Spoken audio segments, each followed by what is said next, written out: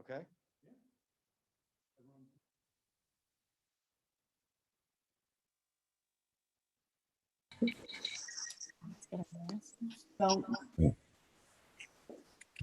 Hi, Mayor. How are you? Hi, everybody. Long time no see. It says he's on, buddy.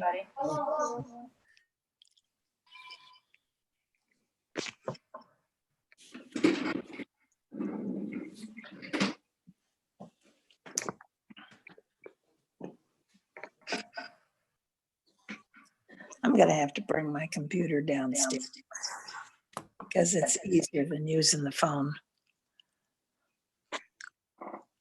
23. You want to let me listen? There you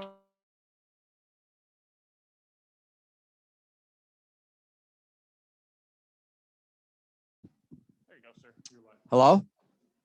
All right, well, welcome everybody. Can everyone hear me okay? Yes. Up there in Zoom land? Yes. Yes. So first off, this feels really good. Can't tell you how much I have missed doing this, missed seeing all you guys. You're like family to me now after a little over 3 years, and I missed you guys immensely. I think about, the times in my office now, a little quiet, a little lonely. And I think about probably the two places that I miss the most are the bowling alley and the senior center. And I miss the friendships, the camaraderie, just like you guys miss it too. And it's just been a different way, I guess, to live and to govern. I remember back in, I think it was probably January, and I would read, some articles that were coming out of China, Wuhan, the large metropolitan city in China, and beginning to try to comprehend or understand exactly, what was going on with the virus that was in China, and always wondering, boy, I hope it never comes here. But sure enough, it did, and we had to really figure out, a couple months back, I guess as a nation, as a state, as a community, how do you respond to it? And I think that what we decided to do, I think as a state, the Governor DeWine, the health director, the lieutenant governor, decided to act early on and make some very challenging and difficult decisions based upon the medical community, the medical experts, the epidemiologists, folks that are under disease control, and made those difficult decisions. And we likewise, as a community, decided a couple months ago to make those very, very difficult and challenging decisions. First off, of closing the buildings, senior center, rec center, the art center, city hall, even the service department, and making sure that our first priority was the health and the safety of the community, and then everything else becomes secondary. And we actually started, we looked at, and we had Chief Shaw at the time, discussing the issues with the state health department, and we have a great relationship with Terry Allen at the Cuyahoga County Board of Health. We actually have a medical director from UH, Don Spanner, who advises our paramedics and our all of our safety forces. And we actually have I have a friend, Frank Esper, who's a Solon resident, who's you might have seen Frank on CNN, who is a researcher in disease control now at the clinic, and gave us some very, very, I guess, important, timely advice that to exercise, all due caution to make sure that you shut down your buildings, you adhere to, all the requirements of social distancing and all the health requirements of sanitizing and making sure that everyone is practicing all the things that we should have been doing for many, many years, but now obviously wearing masks and all of those things. And so we really took the lead with all of our medical providers in making sure that we practice everything that that we're preaching. And then as time went on, and we started to see that the situation was not changing, it was getting worse. There was certain areas, prisons and nursing homes that were experiencing spikes because of the congregation of the people together. So we thereafter made some very tough, unfortunate decisions about closing a lot of wonderful events that we have, including Home Days and Bicentennial and July 4th fireworks, our pop-up in the park, our movies in the park, all of so many fun things that we had planned over the summer. We made some very difficult decisions. And those were difficult for me because I loved so many of those events, going to them and seeing everybody and getting the community together. But, first and foremost, I think we had to make sure that what we were doing was number one, guided by health, guided by safety, guided by medical experts. That had to be paramount. And I think because of that, Ohio has done better than a lot of states, particularly if you look at Michigan and Pennsylvania, Indiana, Illinois, New York, New Jersey, Massachusetts. Ohio has done much better. And I think a lot of that is because, one, there was direction from the leadership. Number two, that the citizens really took it seriously and followed all the safety guidelines. And here in our community, we did the same. I was very pleased with how the community reacted. Community stayed home, worked from home, social distance, wore masks, hand sanitized everything. And I think we're better off and we'll come out of it, I think, in a much stronger way because the community took it seriously. And first and foremost, took the health and safety and welfare of everybody, not just themselves and their family, but their neighborhoods.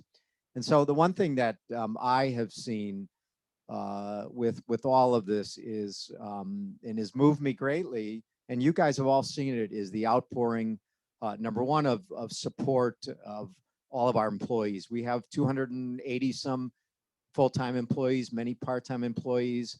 Our employees have just been amazing.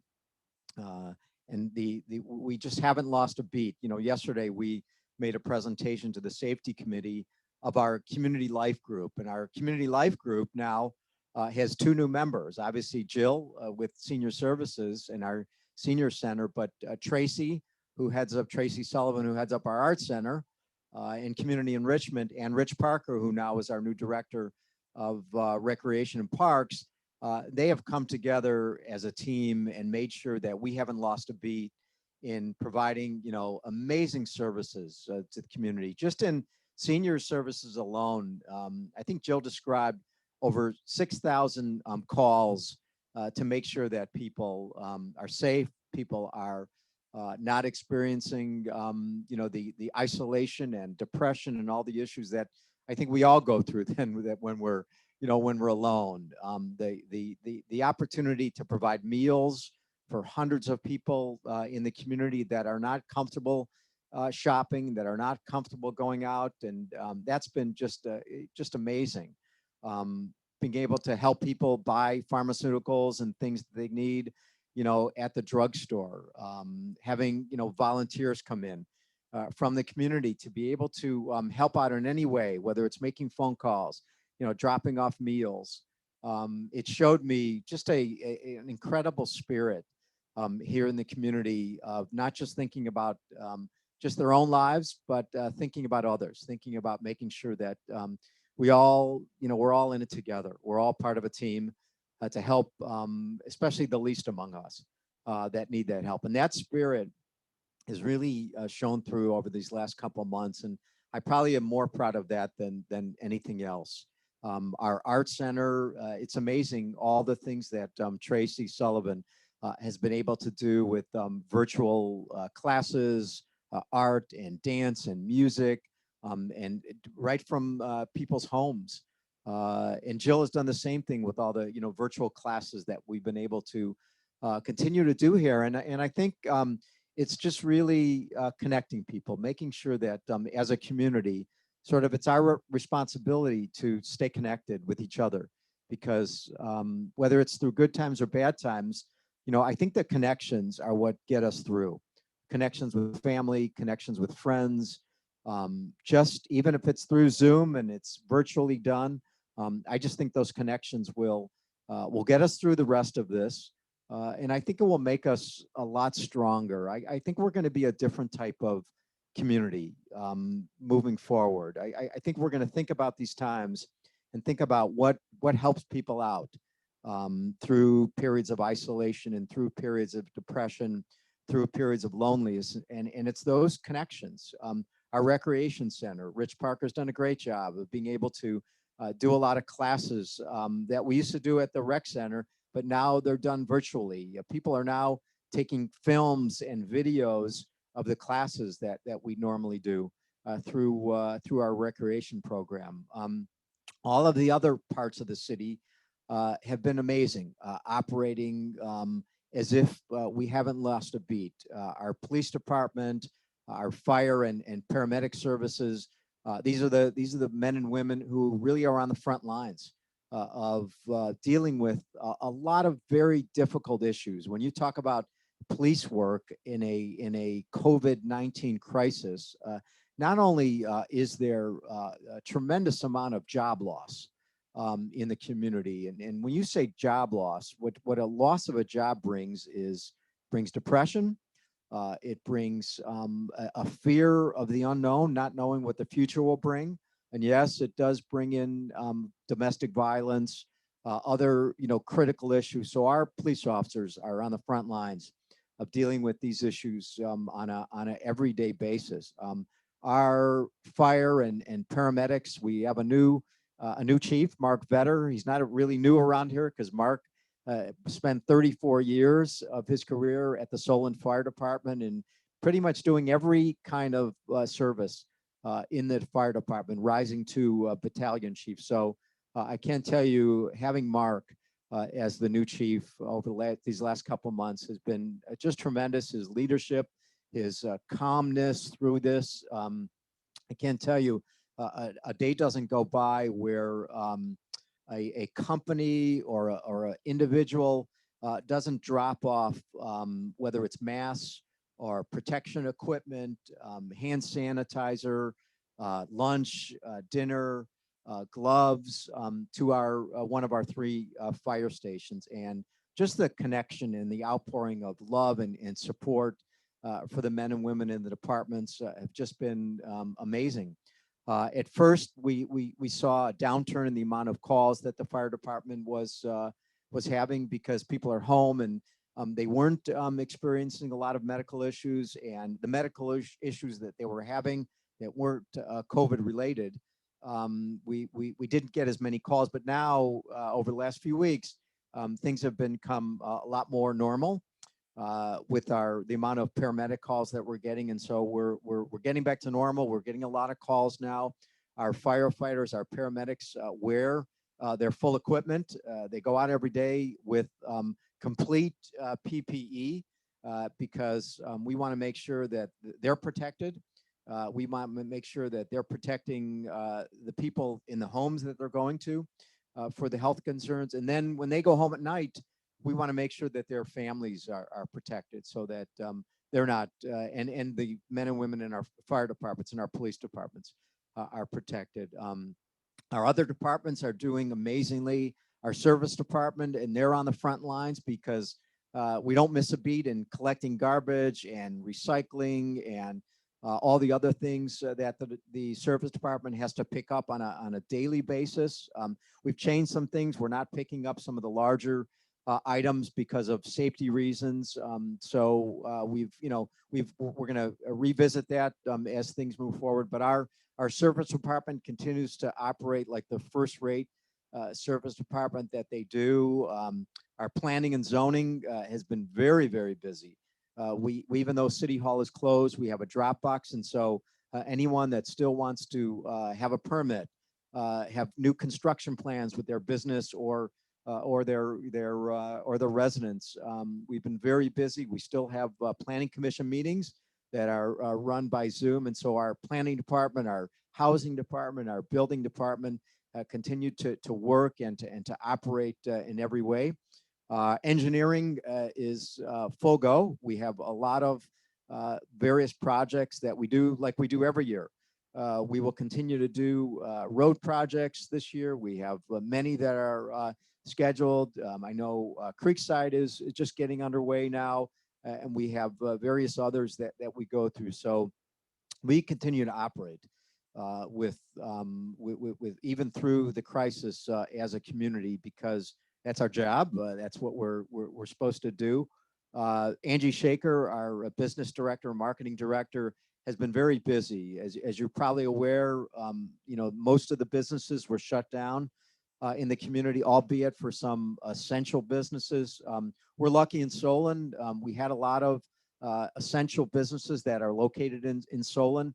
Companies like Swagelok and Nestle and Brennan and King Nut and all these companies that continue to operate because either they were involved in the transportation industry, they were involved in food delivery, they were involved in critical fitting of parts that go to the hospital industry. So we were very lucky that our businesses continue to operate, and financially we'll be able to be in a much stronger position as we come out of this because of the buildings and the businesses that we're able to operate. As you're probably aware, most of our businesses are now back and running. Our manufacturing, construction, distribution companies are now back and operating. I believe 2 days ago, a lot of the retail shops were back operating.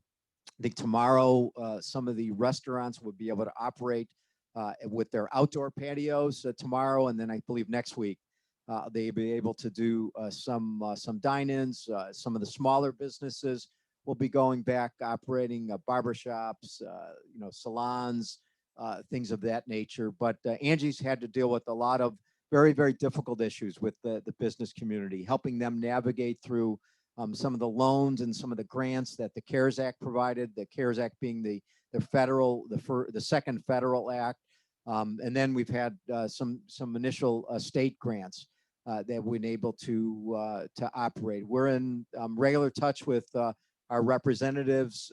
Congressman Dave Joyce has been a huge help in helping us navigate through some of the federal funding that's available. Representative Phil Robinson, State Senator Matt Dolan, equally just been terrific and been able to get us through some very, very difficult times. Senator Dolan is working on some projects with workforce mobility, helping us get more public transit here in the community to bring workers to some of our businesses. So that's been a huge help. And so we continue to really work very closely with all of our government counterparts. Some of the other departments, our IT department has just been great. When being able to work now through Zoom, all of our council meetings and planning commission, and every meeting that we do with our businesses internally, we use all Zoom meetings, and it's really worked out great. And our IT department has been able to do this, and it's really given us an opportunity as a city in being able to get through IT and maybe become much more nimble, much more innovative as we move forward with a lot of our IT needs, our IT issues. Our HR director, Nancy Stolarski, has been very busy. We've, as you quite imagine, there's been significant issues when it comes to human resources.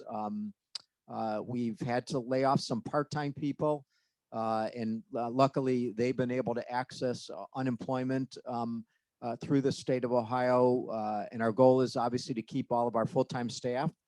And that's been my top priority, making sure, even though we've had to cut significant programs, projects, and various things, that we've been able to keep our staff, because the most important thing, and I don't have to share with you this because you understand it probably better than anyone, the staff is our MVP.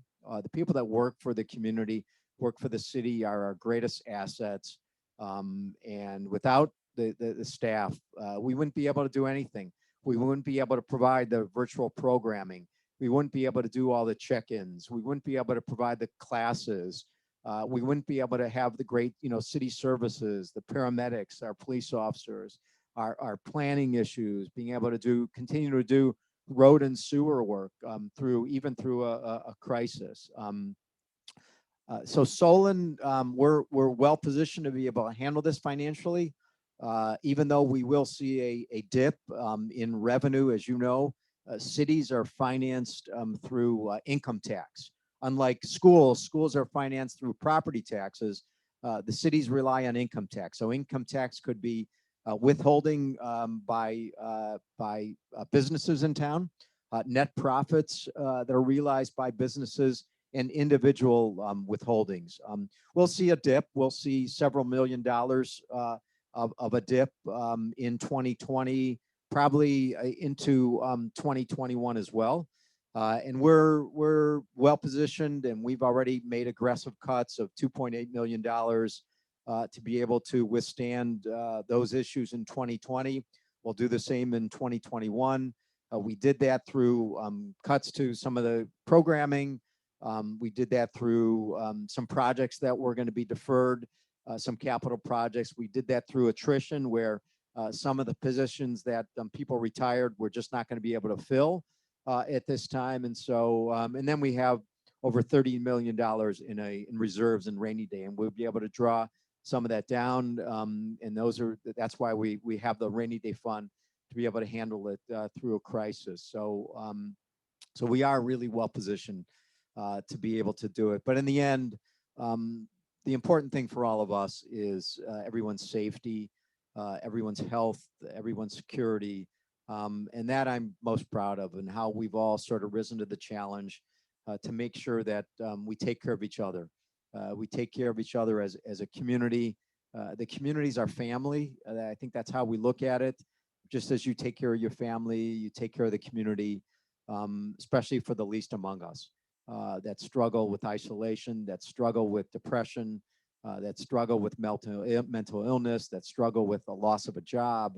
And so that's really our top priority, and we'll all go through it together, and we'll be tougher, we'll be stronger, we'll be more innovative, more nimble as we get through this and look through to better days ahead. So so with that, I'm going to stop for a little bit and maybe get some cookies, which I'm sad you're not here to join with me.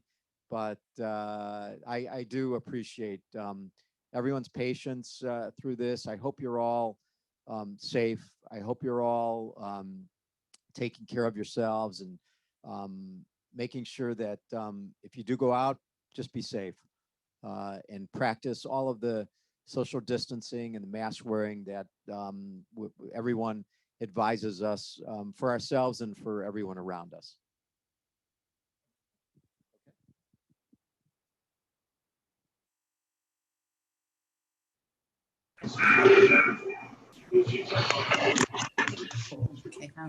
Yeah, muted everybody.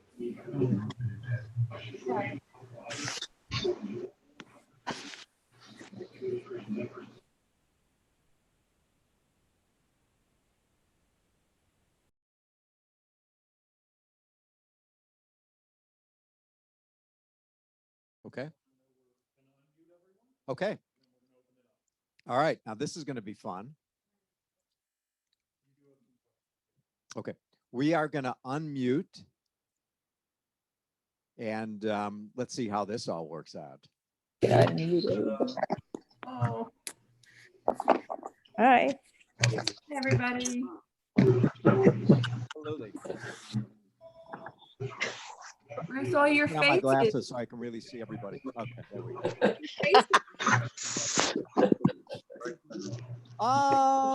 Is that really, is that you, Adeline? But no faces. Adeline. Oh.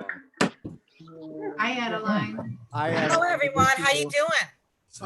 Where's your face? I miss yous. Adeline, We where's your miss you face? too. What? Where's my face? Yeah. Have a Your face. beautiful face. I don't know. I have to learn how to do this. Go to video. Oh, video. Okay. There I am. Oh, Hi. Hi, Adeline. Okay. Good to see you. Marge Mordarski. It's Iris. Hello. Hi, Marge. Hi. Okay, there No, you there go. are. Oh, there's Adeline. Yeah. Hi, Okay. Doris. How you doing? Mayor, how you doing? You're doing a great job. I got a mouthful of peanut butter. Yeah. Not easy. Hey, Pat, are we going to have high school football? Hi, Gay. Hi, Pat. Pat, are we having high school football at all? I don't know. Hi, Mayor. Hey, Pat, how are you? Good. Good to see you. Good to see you. Where's your husband? Is he out for a run? No, he's working in the den. All right. Tell him I miss him. Okay, I can go get him if you want. No. I miss him that much. You know. Hey, Pat, thank you very much for the card. You're welcome. All right, I think what we're gonna do is we're gonna mute. Here's Jim. Here's Jim. Well, hello, Mr. Mayor. Hello, young man. I would I'd much rather see you sitting at a baseball game with my grandson and your son than this. Hopefully one of these days we'll get back to good old sports. Let's hope so. Let's hope so. Good to see you. Good to see you. You be safe and be careful. You too. You too. All right, The we're whole gonna mute family's everybody. trying to say hi here to you, Mayor. Can you see this? So if you have a question, can you type it into chat? Right. Squish down a little, Andy. Jack, are you in there?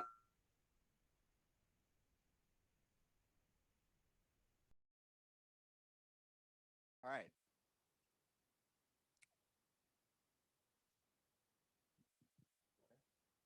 All right.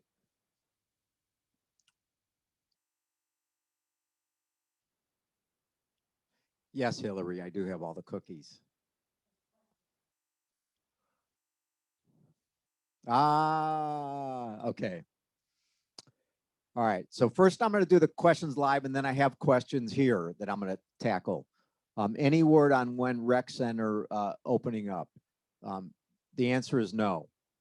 What I'm going to do, we just began the process of convening a group to look at, you know, how we're going to reopen senior center, rec center, city hall, art center. I could tell you we're going to do it very slowly, and we're not going to rush. And we're going to take, number one, we're going to take guidance from the state medical director, from the county board of health, our own medical director, Dr. Spanner from UH, to make sure that before we open up, I want to make sure that it's safe. It's safe for our staff. It's safe for folks that are going to be coming back. Whatever we do, we're going to be guided by social distancing and hygiene, cleaning. The rec center will be probably a little different.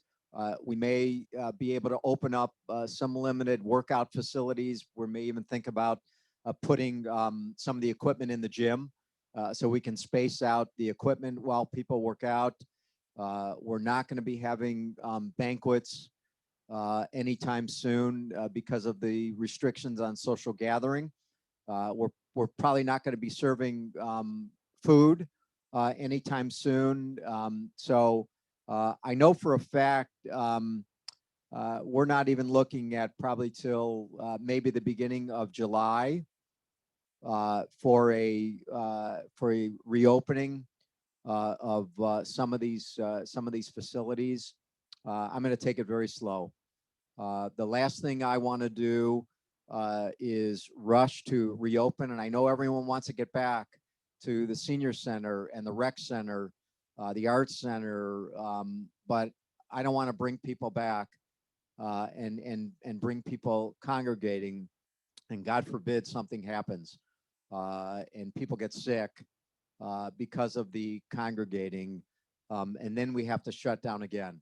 And if we had to shut down again, it would probably be for a much longer period of time. So I only want to reopen once, but I want to do it right. I want to do it when we're 110% ready to go. So that's with regard to the rec center, and I think the same would apply really to our senior center. And we're going to still operate and do everything virtually, and still have classes and programming and phone calls and everything we're doing, certainly for the next couple of months. Hi, Mayor. Hi, Linda. Do you think the Solon Park may reopen this summer? Will some picnic tables be put in the pavilion? Great question. I think we're going to be looking at probably a lot easier opening up the park than opening up the opening up the buildings. I think it's much safer to be outside. So I think there are going to be opportunities to be able to use the park. The park is open now. So people are at the park. I go and run at the park. So there will be opportunities. I think picnic tables, we're going to have to take a look at, how you can space them out, how you can, socially distance. I think the park is an opportunity to be able to, number one, have people there, but at the same time, do it safely. And so people are separated. We're probably going to have a lot of signage at the park. I ran a trail the other day in Beechwood. They have trails all along Shaker Boulevard. And I noticed they're very good signage everywhere you go. The 6 feet distancing, where you can walk, where you can gather. They had specific signage as what you can and can't do. So those are going to be some of the things we're going to look at when we look to the park, look to possibility of pickleball, picnic tables.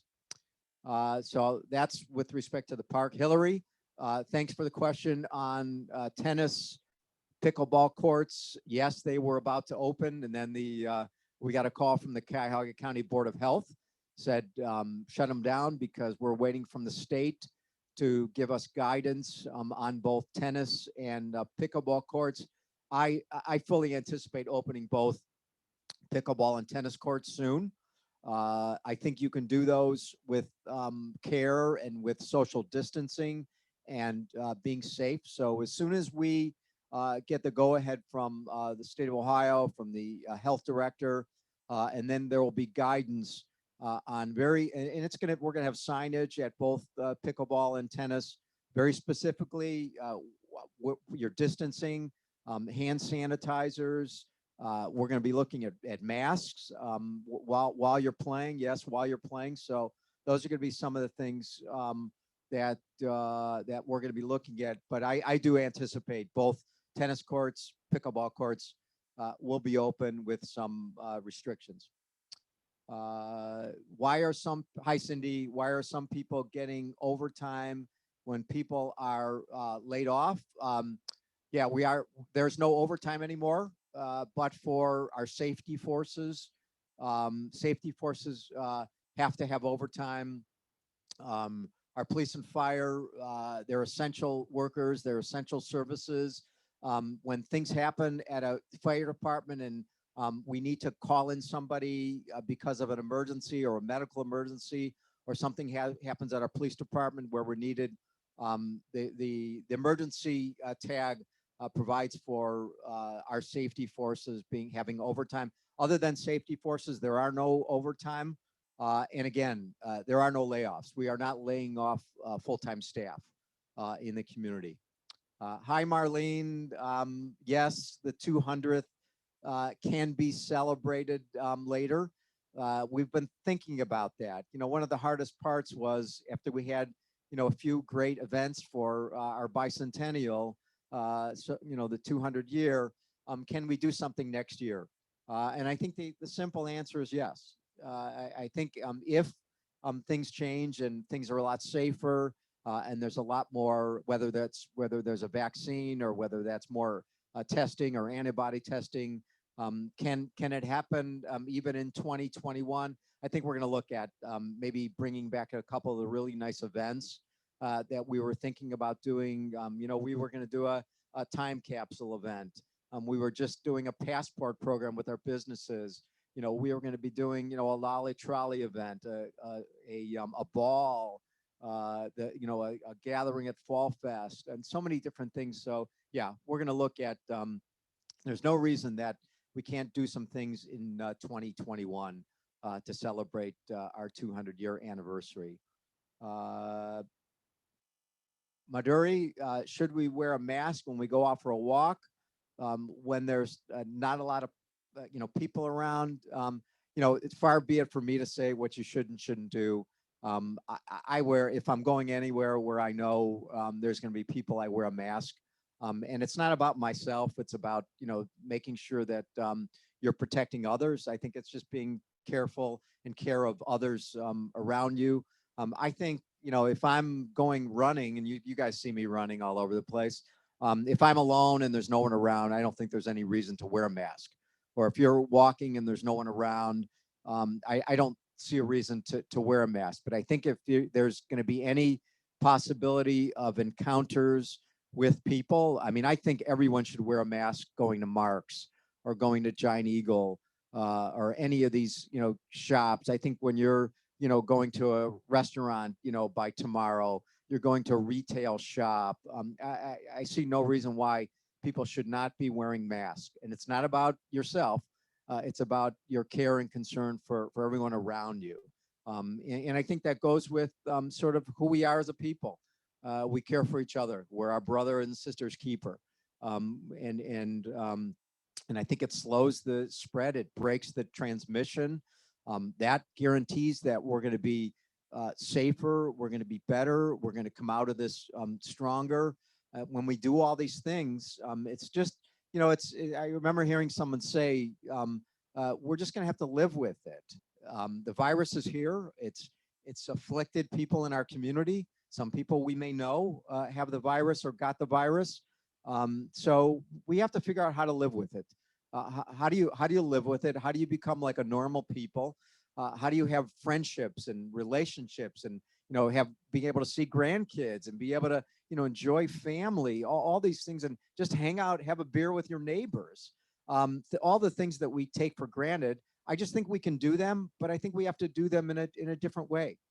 Being safe and being careful, and you know, the social distancing and the masks and washing our hands and taking all those precautions. I think we're just going to have to live with it and do it, but get back to some sense of normalcy and get back to sense of life. I mean, we're all social. We all love friends and family, and be able to walk into the Chicago Deli and give George a hug. We may have to give George a hug now with a mask. But I mean, those are kind of things I think we're just going to have to live with. So, Linda, thank you. Appreciate it. I appreciate your care and consideration and your support. So let me tackle some of the questions that were written as well. All right. Boy, Hillary, you've been busy. Living on Bainbridge Road, it seems to me that the rescue squad usually went by my house 2 or 3 times a day. You are correct. Since the stay-at-home order, it's more likely once a day or less. You're correct. Certainly for the month of March, the month of April, our calls were down. They were down. Our paramedic calls were down dramatically.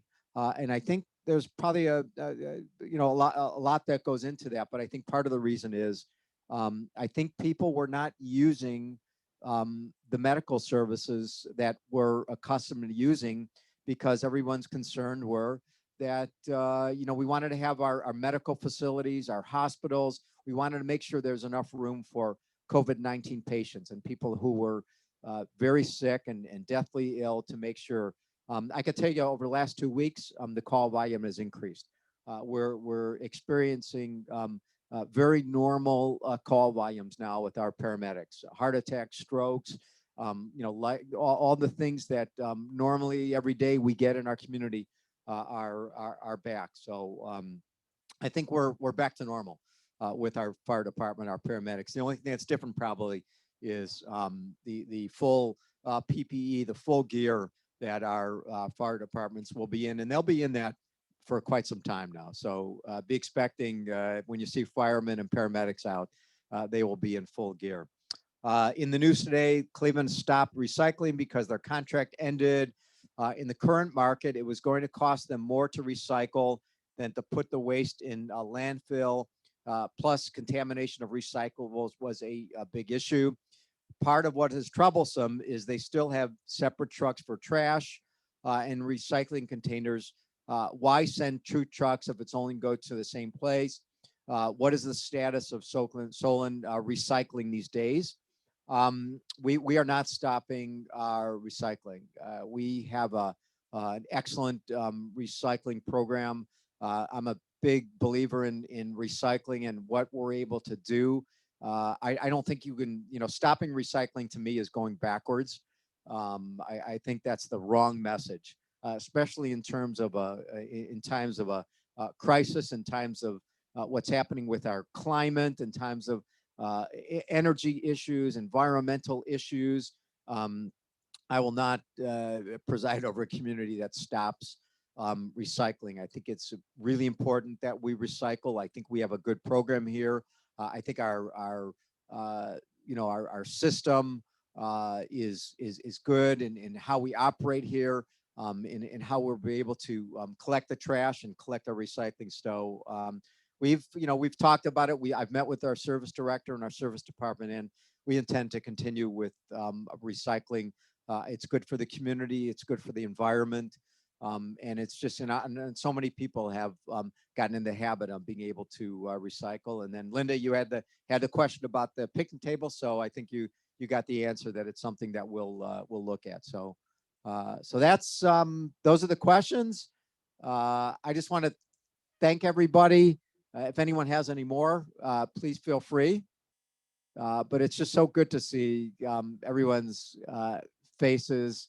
I know I see some of you out when I'm out walking or biking or jogging in the neighborhoods, but I hope hopefully soon we can get together and be the social people, social creatures that we all are. But I just, my word to you is just be safe. Take care of your families. Take care of your friends, take care of your loved ones. And I would ask you, if you have someone on your street that is experiencing some difficulties, maybe they're shut in, maybe they're depressed, having some mental health issues, alone, maybe they're older, their kids are not around, just check in on them. Even if it's not a knock on the door, but just a phone call. If you could do that, if we all do that together. I know that Jill does that telephone tag. I think that's an amazing thing. It's pretty cool that we all do with the telephone tag, and at the end of the day, make sure that see if we all got together. But if we can all do that as a community, just once a day or once a week, just to reach out, I just think I think hopefully we'll be remembered for this crisis as saving our soul, saving the goodness in all of us, saving the ability to not just think of ourselves, but think of others, and not just our family, but other families. And as you're well aware, and I don't have to tell you guys this, as much as this is a health crisis, it's an economic and a financial crisis. as well. The experience, the pain of losing your job. I just talked to a friend of mine. He was working in Florida. He had to go to Florida for a job, and he went to Florida during the week, and he came home on the weekends. He was just laid off and told that he didn't have a job anymore. And that's not an easy thing when you're middle-aged and you don't maybe have skills to try to, go to another industry or go to another job. The shock of that and having to a mortgage and loan payments and maybe kids in college and all the financial issues. Those financial issues could be very, very difficult on you. And many people in our community have lost jobs. They're wondering what's going to happen when their severance or their unemployment is going to happen. So the more we can do to help out with that, and just reach out if you can and just help somebody, because I know that when you reach out, it's an amazing thing that happens. It brings someone, just a lot of comfort and joy to be able to do that. Cindy, do you expect the produce market to return the senior center? The answer is yes. If so, when? I don't have an answer to that.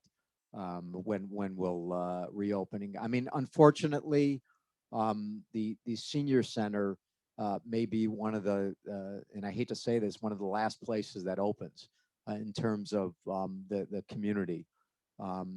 Just because I have to feel 120% confident that when we open up here, that it's safe for everybody. We know that folks that are coming here that may be not only are they older, but they may have compromised health conditions or immunity systems. They may have other chronic illnesses, and I want to make sure that we are good to go, and we won't have to close down. So it may be one of the last things we do, because once we open here, I don't want to close. I don't want to have to do this again.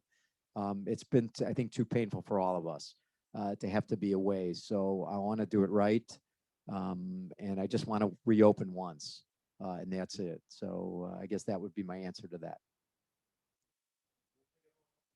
Okay. Oh, Jill may have an answer. I gave my answer, but Jill probably has a much better answer than I do. Go on. Yeah, Cindy's. Yeah. Hello, all. I don't think you can see me. Can they hear me? Okay. So I can walk away here. So now you can hear me. Hi, all. It's great to see your faces. I'm sorry you can't see mine, but I do have an answer about the produce market. And the answer is that we will be resuming the produce market in June. So you can put that on your calendar. We're looking forward to that. Actually, you can also take a look late, very, very, very late in May. We're going to mail out an abbreviated version of what's going on. A lot of it will be virtual, but we're also looking at some outside of it things and some small things. And as the mayor said, we don't know when we're opening, so don't be fearful that we are never opening again. When we open, we're going to do it very cautiously, because obviously we want everyone to be safe. So we've looking at all kinds of different ways to do things. Will it be the same as it was? No, it won't be an open door. When we first open, people will need to be pre-registered for what they're coming in to do, but we're going to figure all of that out, and we're really already planning and looking forward to seeing everyone. Those of you that have participated on Zoom with our other things and all of our other virtual programming, it's been great to be in touch with you, and please keep it up. If you haven't done it yet and this was your first foray into us, take a look at everything that's out there. You may enjoy it. And like you can see, many things can just be call in and many things are video. So your choice. Thanks. So one, can you hear me? One question came up. If the recreation center opens before the senior centers, will seniors be restricted because of being, at a higher risk because of your age? There's Melvin. Hi, Melvin. My answer is no. The seniors will have to, we're going to have a series of regiments that we'll go through. whether it's, a temperature check or mask, or just asking maybe a series of questions. If you've been around someone with COVID, if you traveled, the seniors will not be judged any way differently than anybody else that would go into the rec center. And we're going to have just a series of questions that we'll probably be asking people when we do reopen at our community center. Okay. Okay, have a nice day.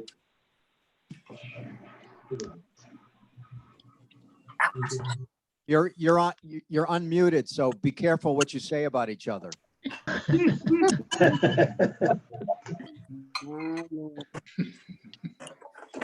Can you hear me? We can hear you, Pat. Okay, is there any plans on opening the indoor pool? No. I mean, not yet. Okay.